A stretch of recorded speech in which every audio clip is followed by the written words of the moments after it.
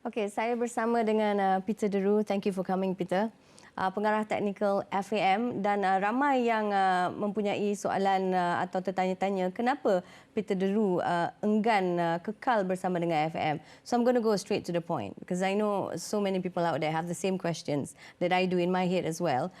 Why have you decided to leave FAM? Yeah, somehow I expected that question, but maybe let me go back to when I actually decided to take the job. You know, I've been working in Asia for almost 11 years now, and I know that football and sport in general in Asia, and especially in this region, can sometimes be very politically driven. Mm-hmm. And when I got the first time asked, you know, would you be interested in becoming technical director in Malaysia for FAM, my answer was, well, it's probably not the first thing on my list, but I'm happy to, you know, to have a conversation. And so a few months later, I spent a weekend in Johor because the president at the time and the president who hired me was the Crown Prince of Johor, TMJ.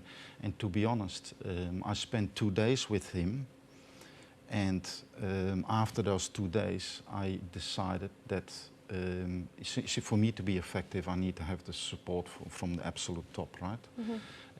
And when I spoke with him for 2 days, I decided if there is ever a chance to be effective here, it will be under his leadership, and I have a straight line with him. And to be honest, I have not, till today, I have not regretted that decision at all, and I'm very grateful for his support and the fact that he gave me the opportunity. Obviously, things changed when he decided to take a step back, and our General Secretary, Dato' Humidin, became president. Yes. Stuart became the General Secretary. And obviously, at that moment, I thought, okay, what is that going to mean for me? And to give credit to both Dato' Humidin and Stuart, I cannot give them enough credit for the way they have supported me after that. And obviously we don't always agree on things, and I understand that our president works in a different dynamics than I do. I'm here to do what I think is in the best interest of football. For our president, for instance, if he wants to be effective, he also needs to make sure that he gets re-elected. It's a completely different dynamics, and of course he has to, that's where politics also come in. But I respect that, I don't judge them on that. They also have a job to do, and like I said, they have always supported me. The only thing that changed is, let's say a year ago, or maybe a little bit longer, there were actually some politics from football people inside of FAM, and that's where I draw the line. That is for me absolutely unacceptable. So I spoke with the president about that, and also with Stuart, the General Secretary. Yeah. And if anything, I don't think that I got probably the support, probably the support that I thought necessary or I expected, maybe from them. So if I want to be critical, it might be maybe there. But like I said, for me the bottom line is they've always been extremely supportive, and also great thanks for them for the opportunity. But I didn't see enough change. I didn't see enough willingness of you know, making sure to fix that, because like I said, politics inside from football people, that's not something I'm going to deal with. And those politics inside was the core reason that you've decided to? No, not so much, because I'm not really afraid of that. But for me, it's a little bit of a red flag when the top probably doesn't give the support that you expect. Mm-hmm. Then you think, okay, is there for me a way to continue? And I decided then I don't see. And again, with pain in my heart, I said that before, because I don't think I'm ready. I love working here, and like I said before, haven't regretted for 1 second. But as a professional and thinking not with my heart, but maybe with rational, I'm thinking, yeah, okay, then I need to make a choice now, and like I said, that's where we are. And you made a choice, but when you're talking to me, I can also see in your eyes that you're going to miss FAM, and there's a lot of love there actually when you speak about it. What could maybe change your mind to stay? What is one big difference or change that might change your mind? Well, I'm not. I'm not the kind of person that comes back on decisions like that. I mean, I gave it a lot of thought, and exactly because of what you say. I've worked with so many great people, not only in football, in general in Malaysia. My staff, FAM staff, I cannot speak highly enough about, especially my department and what they have achieved over the last 3 years. And again, I sometimes think they don't get enough credit for that. So yes, obviously this is with a bit with pain in my heart. Like I said to you before, we came into the studio. You know, I felt at home, and you know, I would love to retire here, right? Yes. But you know, sometimes you. Yeah, you got to use your brain rather than your heart. Yes. But Peter, you're still young, and there's still hope for you to retire in Malaysia in the future. We'll never know. Who knows? Who knows? Okay, F30 is one of your brainchild, especially the football department, right? Do you think F30 can actually materialize at the rate our football is going right now? Look, in football, things in general don't go, especially when you're as impatient by nature as myself, things never go quick enough. But to make it clear, F30 is FAM's plan, and it's not only football, it's about governance, it's about competitions, etc. The football is just a part of that. So with me leaving, F30 is not going to be affected. It's not going to be. It's not going to change. Maybe the football part will be a little bit different. Who knows? Because you have a different head of that department now. So, but it's not going to affect F30 now. Okay. And let's hope not, because although it's a piece of paper, and in the end the power of these things is in the implementation. But it is a very good plan, and I think FIFA and AFC have credited FAM for it, and they're for sure not going to move away from that. That, like I said, the football is just a part of the plan. But it's a good plan. Yes. Yeah, it's a good plan, and I hope it will materialize. We all do, because that's what Malaysian people deserve. I mean, yes. 33 million people here, football-mad country.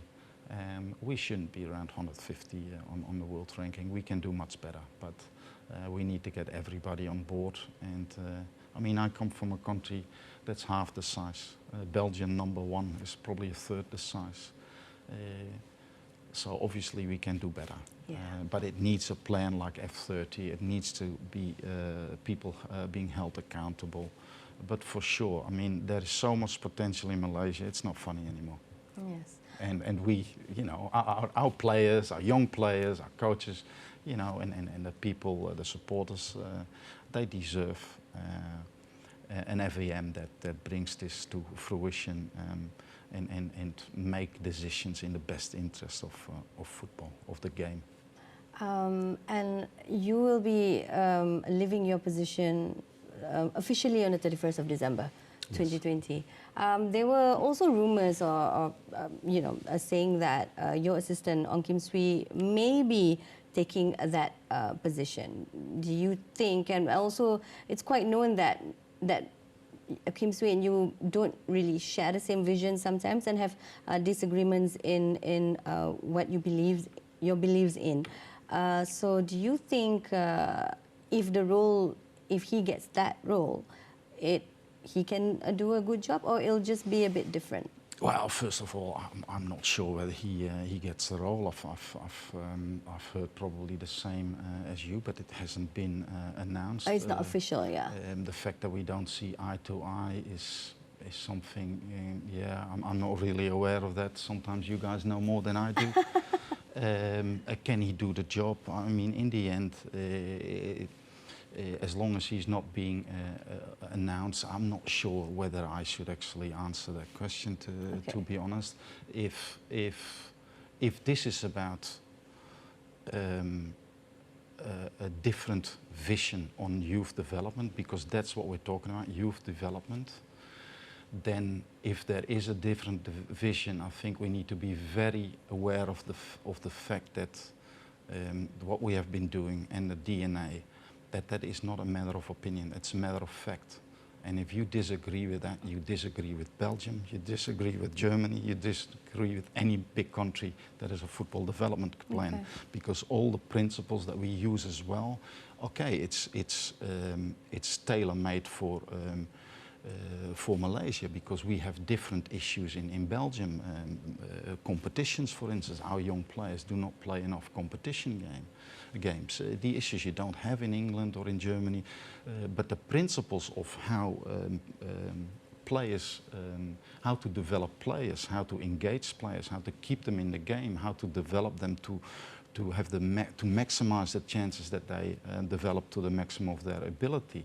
All these plans are based on the same principles, and these principles are widely researched, well accepted.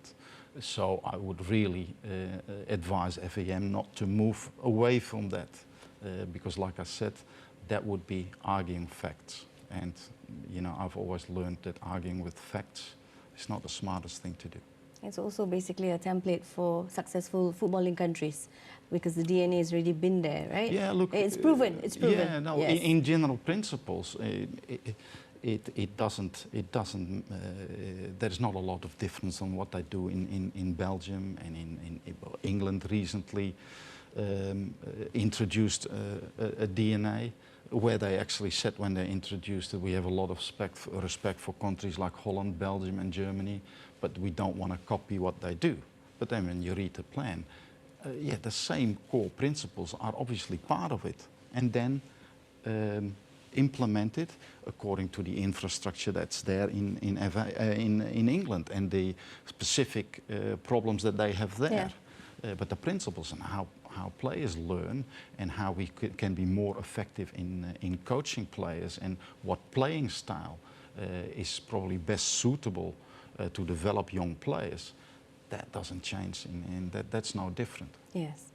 Okay, so I'm going to move forward now to the national team and its coach, Tan Cheng Hoe, who's very well loved actually by the nation and also by you.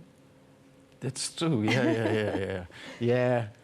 Sometimes I get tired of how often I mention his name, but I really think he is a great example for coaches in Malaysia. And I think what he has done when he took over from Nelo Fengada 3 years ago, and the whole process and where they are now, I think he can't get enough credit for that. And yes, if there is any parting message for me to FAM, you know, don't wait for any qualifications or whatever. If you're smart, you sign him now for 5 years, because he's the right man for the job, and I've a lot of respect for him. You also got to give him time to actually have more control instead of just having the contract. That's what I'm saying. I mean, the problem in football usually is that people get impatient. That's the keyword. Or panic. Yeah. But I really hope that FAM is strong enough, even when things go wrong in terms of qualifying for the next tournament. Do not disregard that he actually changed the football that we play at senior national team level, but it's actually much more than that. He created a culture within the team.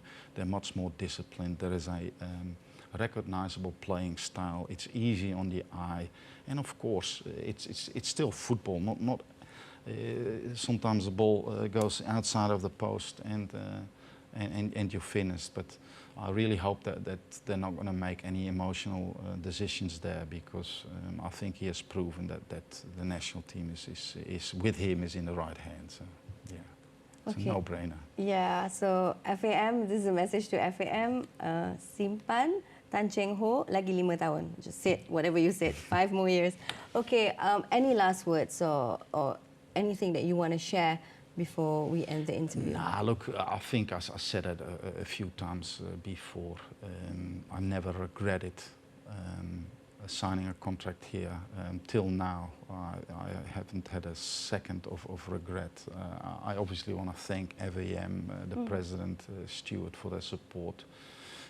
And especially my department for the great work that they've done. I mean, usually the credit goes to the people in the top or maybe the TD like myself, but I couldn't have done, we couldn't have achieved what we have achieved without our head of grassroots, our head of coach education, and all the other ones in our departments.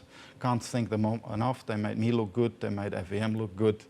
And obviously, I want to thank the Crown Prince of Johor for the opportunity and and the love and support from Malaysian people. Yeah. All the best, Peter, and I hope this is not the last time. I hope you will get your dream to retire in Malaysia in the future. Yeah. Okay. Thank you so much for dropping by. Thank you. No worries. Thank you.